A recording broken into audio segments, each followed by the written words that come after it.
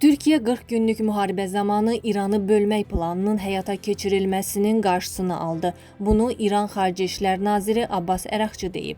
O, Türkiyənin Şimali İraqdan Kürd silahlı qruplarının İrana daxil olmasının qarşısını almaqda fəal rol oynadığını və İranın bölünməsi üçün senarilərin formalaşmasına mane olduğunu bildirib.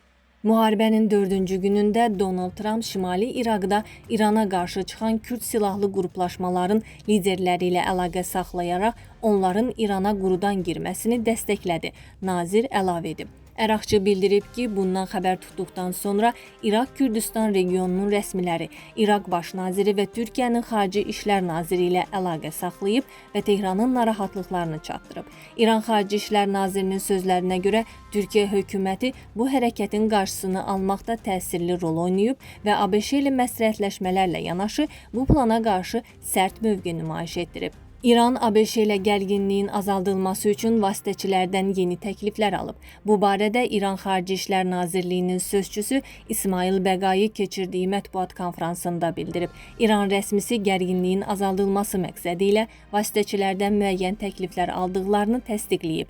İsmail Bəqai təkliflərin mahiyyəti barədə detalları hələlik açıqlamayacağını bildirib. ABŞ, İraq və İordaniyada hərbçilərin həlak olmasından sonra İranla geniş miqyaslı müharibə həddinə yaxınlaşıb. Bu barədə The Washington Post ABŞ rəsmisinə istinadən məlumat yayıb. Nəşrin yazdığına görə Pentaqon yaxın şərqdə hərbi təyyarələrin sayını artırmağa başlayıb.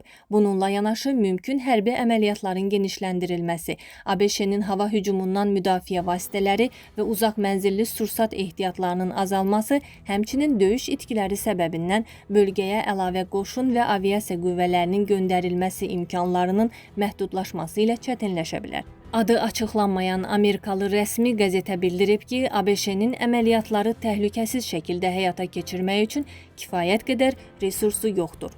Dəyərli izləyicilər, ölkə və dünya gündəmi ilə bağlı xəbərlər təqdim etməyə davam edəcəyik. Öz fikirlərinizi şərh bölümündə qeyd etməyi unutmayın. Sağlıqla qalın.